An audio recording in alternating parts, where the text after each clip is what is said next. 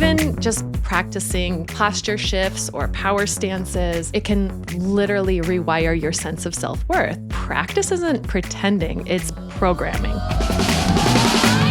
For generations, women were shamed for trusting themselves, sensing things before they happen, and believing in their own power. No one encouraged them to embrace it until now. Welcome to Trust Yourself.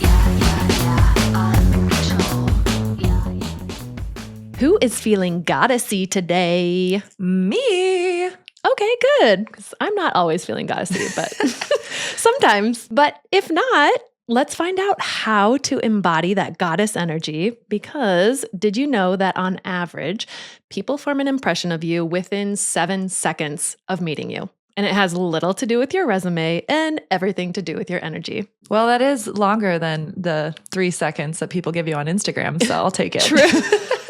So today we're going to talk all about how Hollywood legends like Marilyn Monroe and everyday women like you and me can turn on powerful, energetic switches by just embodying our goddess energy, and we can change how the world responds to you and even how you respond to yourself. Okay, so let's go, Sasha Fierce. So, what is goddess energy? To me, goddess energy is embodied confidence. It's how you hold yourself, how you talk, like your voice, and beliefs that you tell your nervous system, like I'm safe, I'm worthy, I'm powerful. She doesn't wait for the right mood, she creates it. It's your main character moment energy. Which I know you love, Heidi. I do love main character energy. I also like director energy, so it depends on the day. Okay, I like that. Yeah, but it's the vibe that turns heads without even needing to try. It's just being unapologetically yourself and self-trust. Yeah. I like to think of goddess energy as your personal alter ego. It's that bold, magnetic version of you that doesn't ask for permission to take up space. She just knows she's enough and she's worth it. Goddess energy is not necessarily a look, it's a frequency. And it's not perfection, it's a presence. Yeah, I totally believe that. And just embodying that specific frequency, I love how you said it like that, because that to me is energy. And so that is what you are embodying. So when you start practicing embodying this goddess energy, you can start attracting more respect from other people and actually even yourself. I've found too, every time that I'm embodying a goddess, I talk to myself differently. I almost like care for myself differently too. So you attract that respect, you gain better connections, you might see bigger opportunities coming your way, and you can really surprise yourself with what you can do when you're embodying that goddess energy. I think women especially feel powerful embodying that goddess energy because we all live in a world that desires their women to be small, soft, and likable, right? Boo. Boo. Yeah, so that goddess energy really helps you reclaim that power and reclaim your self-worth, just as you are. I want to tell you a story about Norma Jean, or you may know her as Marilyn Monroe. I did not know her name was Norma Jean. Shut up, Heidi. I really didn't. I'm sorry. First Venus, now Marilyn Monroe. Come on. Sorry, Marilyn. No, it's okay. Actually, not too commonly known, and maybe in our generation. Also, she definitely looks more like Marilyn Monroe than Norma Jean. For sure. She has embodied that. Yes. But yes, Marilyn Monroe was known for being able to turn on that charm and just transform her presence. And there's actually an interesting, well-known account from Amy Green, who was the wife of Marilyn Monroe's personal photographer, Milton Green. And they were hanging out one day, just walking down the streets in New York City. Marilyn was dressed plainly, and so she was kind of going unnoticed. And Amy said to her, I'm surprised that people aren't coming up to you and asking for autographs and saying, oh my gosh, Marilyn, Marilyn. And Marilyn turns to her and she says, oh, girl. I don't know if she says it like that. She says, oh, girl. That's because I haven't turned it on yet. And then she snickers. She's like, do you want to see me become her? Heck yeah. So then when she did that, she started walking, and Amy recounted that she just had this subtle change in her demeanor and instantly started drawing attention to herself, and people passing by were like, oh, it's Marilyn. Oh, I want her autograph. And Amy said, I don't know how to explain what she did because it was so very subtle, but she turned something on within herself that was almost like magic. That's so cool. Now we know this phenomenon as the Marilyn Monroe effect. And she's not the only one to do that, right? There's so many people that have this alter ego, if you will. Do you think like Taylor Swift can do this, like turn it off and then be able to walk around like normal? Is that when she starts slouching? And no, I'm kidding. I don't know. But I mean, she did walk into the Kansas City Chiefs game the very first time with a mob of people around. Like nobody knew. They didn't notice her. I don't know. I have a very hard time thinking that people will not notice Taylor Swift, but Well, yes. I mean, she did have to wear like a baseball cap and kind of hide her face and look down, but still. it's true. It's true. It's the energy. That's very interesting. right? Yeah. So who else has an alter ego? We know, well, I know Sasha Fierce, Beyonce. So Beyonce, don't hate me, but I'm not like super into Beyonce's world. I don't know her very Oh my well. God, we have to edit this out because I'm so we're going to sorry. get such hate mail. No, we're for not that going to get statement. hate. We are not going to get hate. I I love love Beyonce. Beyonce. Don't get me wrong. I love her. I just don't know her very well. But from what I have heard, I've heard that she like has or had stage fright. And so she had to Yes. embody Sasha Fierce. And that was her alter ego to help her get on stage and feel powerful and not scared. So it's not, I do love Beyonce. Sorry guys. But I wasn't sure if that was right. But yeah. So she did it because of her stage fright, which never would have known she had stage fright. Yeah, she did it damn well. So it's crazy how much just embodying that alter ego can actually change how you can function. She commands the attention on that stage. She does, She though. owns it. It's amazing to see.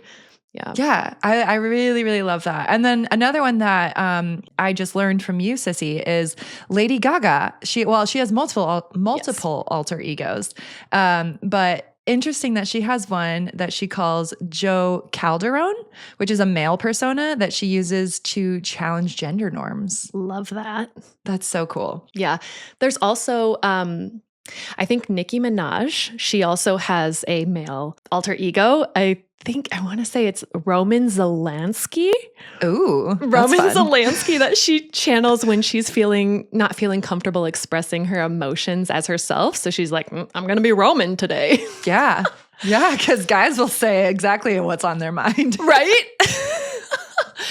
And then there's also RuPaul Andre Charles, and he's better known as RuPaul the Drag Queen. And he said that he created RuPaul the Drag Queen as a superhero alter ego of Charles, because Charles was more the introspective, private self, and RuPaul just took over the stage, as you will. I love that. Isn't he awesome? I That's love so RuPaul. cool.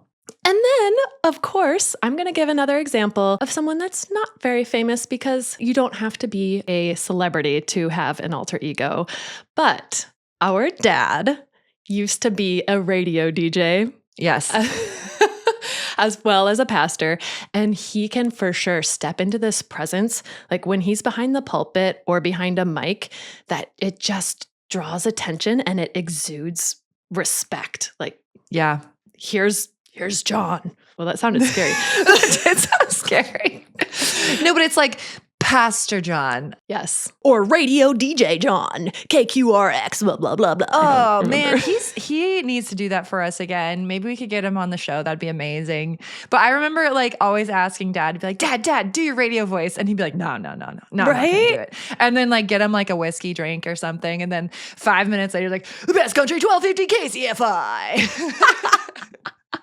Oh my God. Is that actually what it is? That's I have really no good idea. if you That's like remember. what I remember as a child, like hearing those types of words. I doubt he worked at a country station, so That's I don't true. know why I said Well, it country. was South Dakota, wasn't it? It was a Corn Palace, KORN, Yes. right? The KORN, the Corn Palace. Anyways, we need to get Dad on here. Yes. Moving on.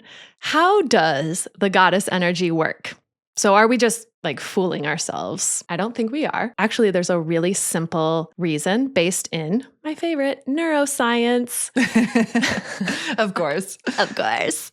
So when you embody someone, you are actually rewiring your brain with mirror neurons. And if you don't know what those are, don't worry, I didn't either. Mirror neurons are specialized brain cells that fire both when you do an action and when you observe someone else doing it. So if, for example, you're watching someone walk confidently into a room, your brain activates that same pathway as if you are actually yourself doing it. So that's basically like your subconscious copy paste mechanism for behavior and emotion and energy. And there are 3 things that can happen when you embody your goddess energy with these mirror neurons. First, people start to reflect your energy back to you. So when you embody Sasha Fierce, when you embody confidence, radiance, and self-trust, even if it's starting as an act to you, the people around you subconsciously begin to match that energy, and you're training their brains on how to perceive you by modeling how you treat yourself. So really what we're saying is confidence is contagious, and mirror neurons are how the world catches it from you. Ooh, I love that. Right? That's much more fun than COVID. Oh my God, girls. Catch some confidence, not COVID.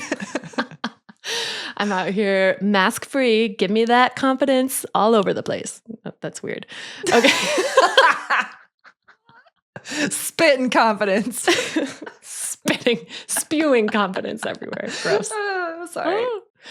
All right. The second thing that can happen is you actually start to train yourself. So when you see yourself acting like a goddess in a mirror or a video, or when you see people respecting you that way, your brain internalizes that behavior and you actually start to believe it. Even just practicing posture shifts or power stances, it can literally rewire your sense of self-worth. So if people say, oh, you're just pretending, no, practice isn't pretending, it's programming. I love it. Third, you can actually shift group energy. And I love this because this is where we start to see the bigger ripple effects. So, for example, in meetings or social situations, if there's one person with strong, grounded energy, and you may have noticed this before, actually, it doesn't have to be positive, it could also be negative energy, but someone with that strong energy can shift the whole group dynamic. And so, especially when women embody a powerful presence, it cues safety, authority, and magnetism for others. And then people feel that energy. And then again, they reflect it back to you. So then if you bring that confidence that I know what I want, I know what I'm worth to the meeting, that whole group is going to raise their vibrations to that level. They're going to meet you there and they're going to see you. Well, and if they don't, you can just leave the room, be like, bye, not feeling it. You guys don't respect my goddess energy. I'm out. Right. I don't know. I love that those 3 things can happen just from some tiny little mirror neurons in our bodies. I love it. So how do we access this though, if we're not feeling goddessy? Because Sissy, you mentioned that like we're working on this and sometimes it's hard for you to do this. So I think some of the anchor practices, you mentioned a few, but that posture shift, standing like a goddess, maybe doing a power pose, maybe experimenting with power poses and finding one that you really, really like. They say like the Peter Pan pose, but I feel like there should be a feminine pose for that. Like the one, like the hands on the hips, is that? Yeah. Or like the, your feet spread apart, your hands on your hip. That's the Peter Pan pose. But let's make like a Marilyn Monroe pose. Yeah, the other one I know is like the star, where they just like, you just like put your hands up and you spread your legs apart and you just kind of stand like a star, but I feel stupid doing that one. I mean, if you walk into a meeting like that, people will be like, should I call security? I'm here, everybody. I don't know. I feel like for me, I don't know, maybe I don't have like a specific pose, but what I do notice lately, especially I've been trying to work on my alignment in my body, mind, and spirit, right? So going to the chiropractor, going to the gym, making sure that I can like hold my posture correctly. Yeah. And I'll notice that even just like a simple shift of rolling my shoulders back, putting my, tilting my pelvis more forward, I guess, like, up, because I feel like I have like the butt sitting out all the time because my lower back is really weak and all. Oh, you got that bootylicious butt? I got that. Get my booty out there. I gotta tuck it in. I gotta tuck in my butt and just like square my hips over my feet. I don't know, but just like trying to just like completely align my body, and it just makes me feel better. And I noticed that the more I do this, the more it comes more naturally. And to the point where I actually asked my husband Kent the other day, I'm like, are you shrinking? Because I'm taller than you now. Because he doesn't stand like super tall. And I usually don't stand super tall. But now that I'm like standing more straight, I am actually a little smidge taller than him. So you can grow. You can grow if you stand well. Breath work is another one that you can do. Rooting down, standing tall, taking in those deep breaths, and embodying and imagining yourself as being that goddess, and having an energetic mantra like, I am divine, I am magnetic. I really like the I am magnetic one because it's easier for me to feel and believe I am magnetic over I am divine. Sometimes that one seems a little That's true. too far away for me. Too holier than thou, maybe? Yeah, and I'm not at I'm all. not. So I'm going to go with I am magnetic. Yeah, so picturing yourself as actually a magnet and things come to you. Just getting stuck onto me. Oh, look, $1. Oh. Oops, how'd that get there? Oops. And then you can really step into your alter ego and you do all those things and then visualize your alter ego, name your alter ego. It could be male or female. And Sissy, I know you created one. You used ChatGPT to help you create an alter ego. I love that. And would you like to share the name of your alter ego that it created? Yes. So my name was Veda Monroe. And there was Gorgeous. a whole reason behind it. I don't really recall, but Chat asked me a bunch of questions and that's what spewed out. And it even gave me like a wardrobe of what Veda would wear and how Veda thinks and stands. And she's beautiful. I love her. However, I will say recently my son came home from school and said his kindergarten crush her name is Veda. And I'm like, well, I might have to change my alter ego because that's weird. Or maybe it's a sign that you are Veda Monroe. And yes, it's a sign. I mean, he's probably not going to marry this girl. He is 6 years old, so probably not. So I think you don't need to change your entire alter ego just because of that. But you do you, Veda. Yes.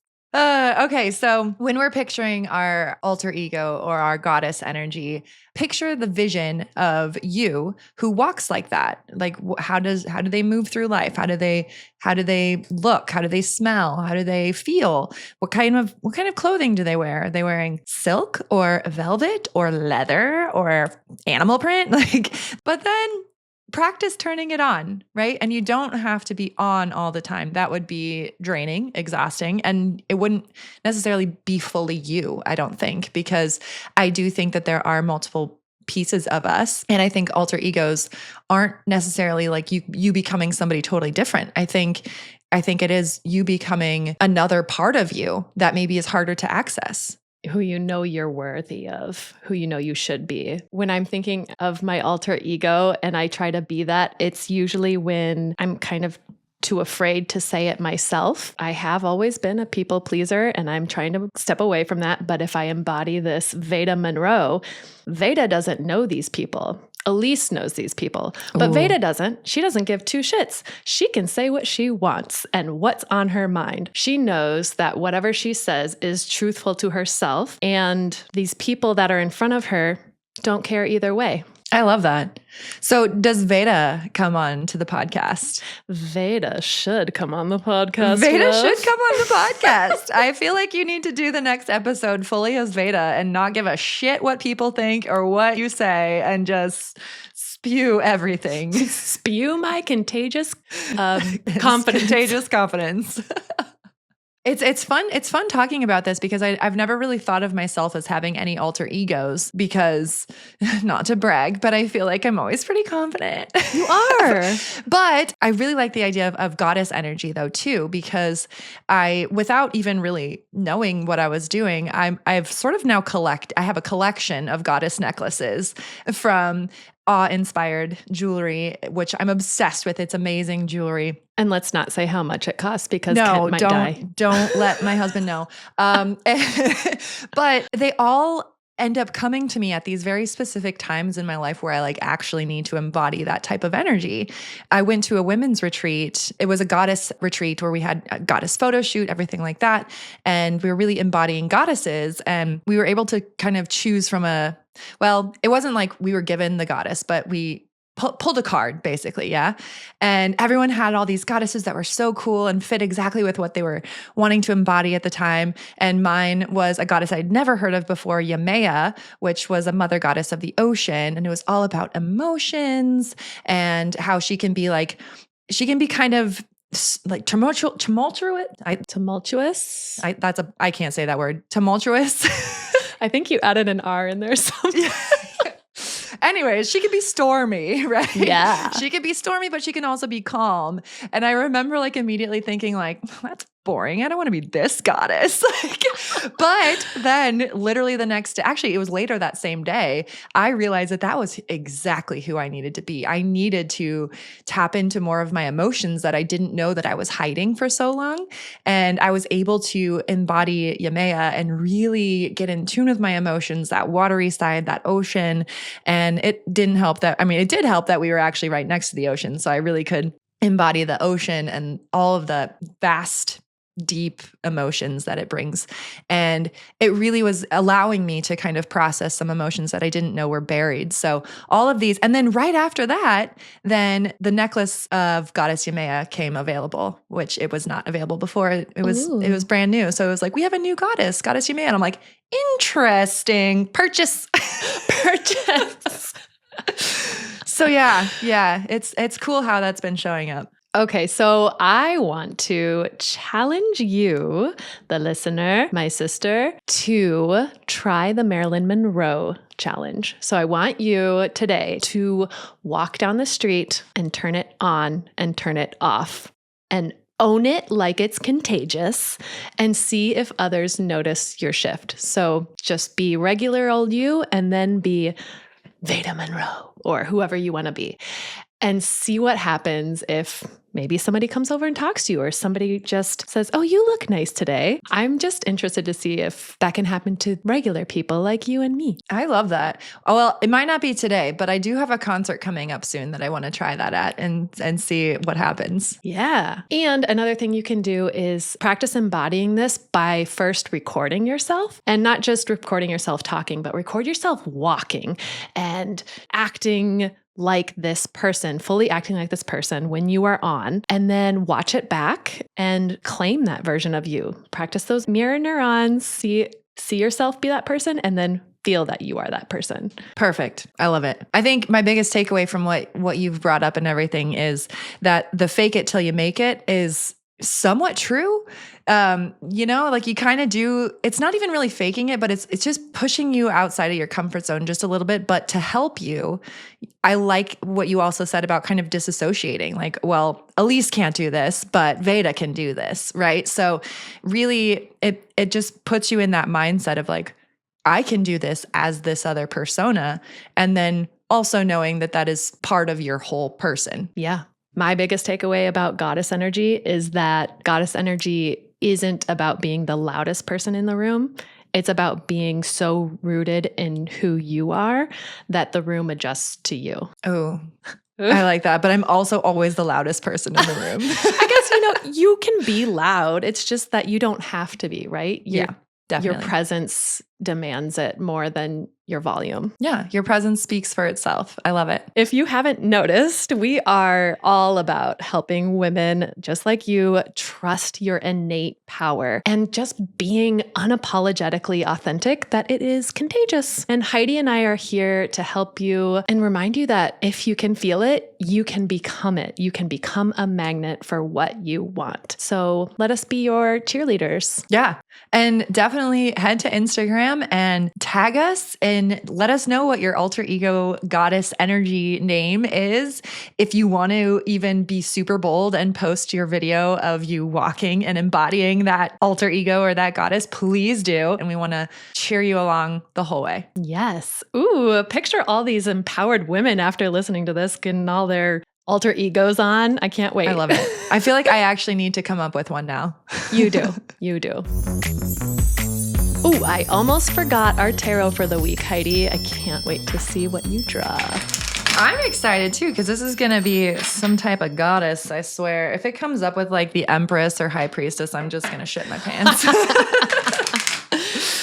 All right. This is the energy that our sisters need to hear this week, What do right? we need to embody this week? Yeah. Is there a card that has Marilyn Monroe on it?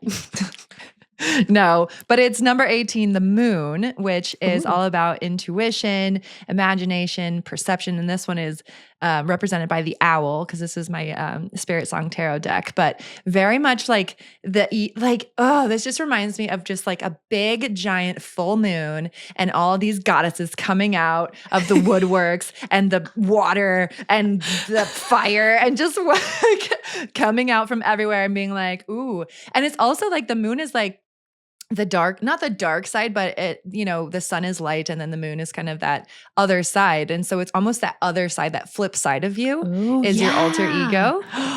So Brilliant, Heidi. I love that this came out. But I definitely maybe my alter ego is definitely like a night walker, because I am very much a night owl. So this tracks. Wait, Nightwalker. Oh, I'm thinking of White Walkers. Oh, I don't know what that is.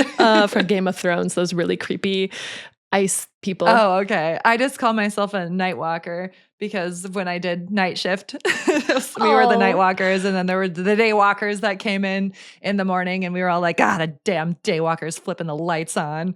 Damn day walkers. But now I'm a day walker, so I really can't. Wah, wah. I'm a normal human. I am no longer a vampire. Proud of you. Thanks. Well, until next time, it's your move, sis. Make it count. Bye.